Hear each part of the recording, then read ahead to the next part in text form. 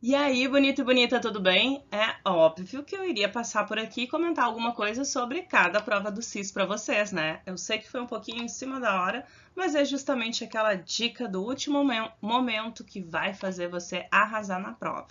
Olha só, banca da UEA, FUNESP, o que tem que cuidar? Cobra muito interpretação de textos e a gramática a partir da construção do texto.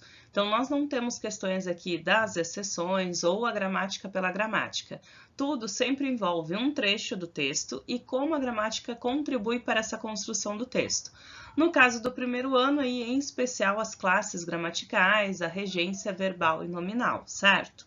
Quanto à interpretação, vocês têm uma leitura obrigatória de literatura, que é um sermão do Padre Antônio Vieira, pois vocês terão um trecho também na prova de língua portuguesa, em que a partir desse trecho vai ser trabalhada a interpretação em si, a questão de alguma figura de linguagem, sentido figurado ou literal, ou simplesmente significação de palavras. Simplesmente modo de dizer, né? Mas, né, considerando aí como o texto pode ser explorado.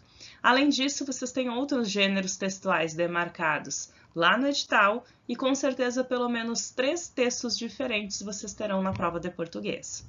E já que eu falei que a leitura obrigatória vai ser cobrada na prova, obviamente trouxe um trecho aí do Sermão do Bom Ladrão para nós.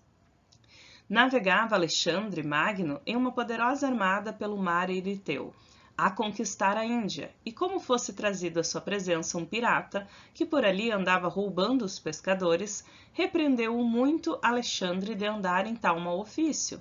Porém, ele, que não era medroso nem lerdo, respondeu assim: Basta, senhor, que eu, porque roubo em uma barca, sou ladrão, e vós, porque roubais em uma armada, sois imperador? Assim é.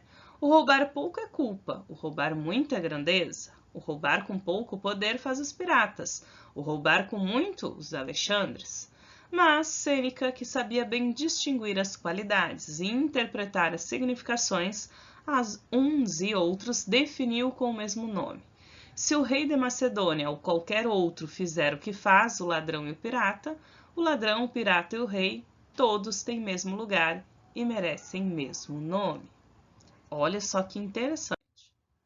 No primeiro parágrafo, Antônio Vieira caracteriza a resposta do pirata Alexandre Magno como dissimulada, ousada, enigmática, servil ou hesitante. Será que ele hesita em algo ou o pirata, né, encara o Alexandre Magno? Será que ele é enigmático? Ele deixa perguntas no ar ou ele foi um pouco mais direto? Ele foi serviente, né? Serviu ao Alexandre? Dissimulado, fingindo que não era com ele a conversa? Ou foi ousado por dar uma resposta que não se esperava de um pirata a Alexandre Magno? Olha só, bonitos. Com certeza, B de Brasileirão. Por quê? Vieira informa que o pirata não era medroso ao retrucar a crítica de Alexandre. Além disso, a pergunta do pirata era retórica, servindo para implicitamente chamar o imperador também de ladrão. Então, por fazer isso, um pirata que chama Alexandre o Grande de ladrão, ele está sendo ousado. Então, aí, B de Brasileirão. Ainda sobre esse trecho, olha só esse pedacinho. Se o rei de Macedônia ou qualquer outro fizer o que faz o ladrão e o ladrão, o pirata e o rei, todos têm o mesmo lugar e merecem o mesmo nome. Em relação ao trecho que o sucede, o trecho destacado tem o sentido, que a professora esqueceu de marcar para vocês, tá? Mas é esta partezinha aqui. E aí, o que nós vamos cuidar nessa marcação? Olha só, tem uma conjunção. Então, se o rei fizer o que faz o ladrão, vai ser chamado como? Vai ter o mesmo lugar. Então, terá o mesmo lugar se fizer isso. Caso faça, temos com certeza uma condição. Tá? Então, a conjunção ser utilizada na sua essência, passando essa ideia de condição. Ainda um trechinho deste parágrafo, desse texto.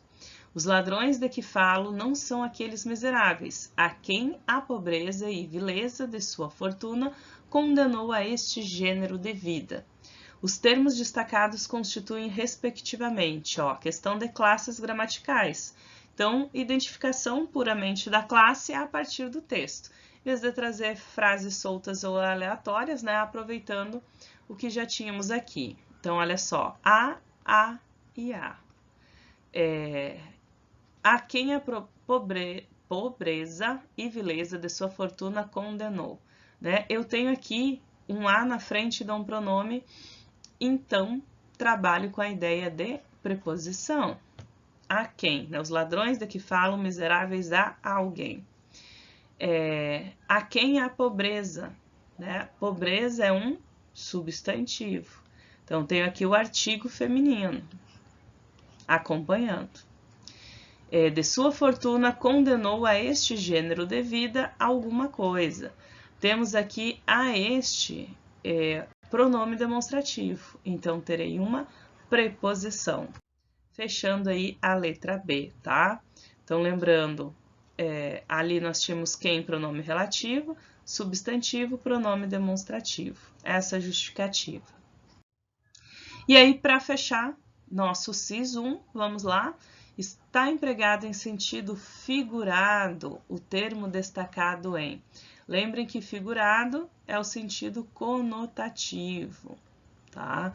E o literal é o sentido denotativo. Não passamos de criaturas desprezadas, tá? Desprezadas, caracterizando criaturas, tudo ok.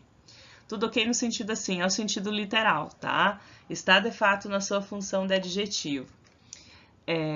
Este argumento não convencia insatisfeita a lesma, né? Então, também se referindo à lesma.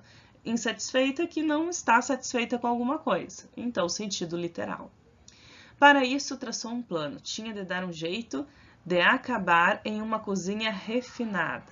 Refinada, requintada, bem trabalhada, com bons alimentos. Então, adjetivo no seu sentido natural.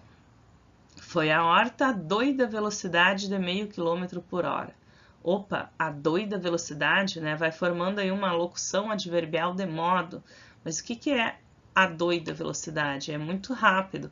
Então, não estou usando doida no seu sentido literal. Aqui está a nossa resposta. Para ter certeza, o que deixou a lesma indignada. Eu não sou óleo queimado. Indignada que não acredita que aquilo ali está acontecendo. Então, de fato, no nosso sentido figurado, temos aí letra D de doidão, certo, bonitos? Trouxe para vocês aqui alguns dos pontos, né, que mais aparecem na prova para que vocês possam estar tranquilos no domingo. Lembrem, leiam o texto com calma, circulem as palavras principais, circulem o verbo no enunciado do que está sendo pedido ou o termo principal, como sentido figurado, literal, o que é a informação correta ou incorreta e assim sucessivamente. Vocês já estudaram o que tinham que estudar, então agora respirem fundo, descansem e boa prova. Claro, já aproveita e ativa o sininho para continuar acompanhando dicas de estudo comigo. Beijo!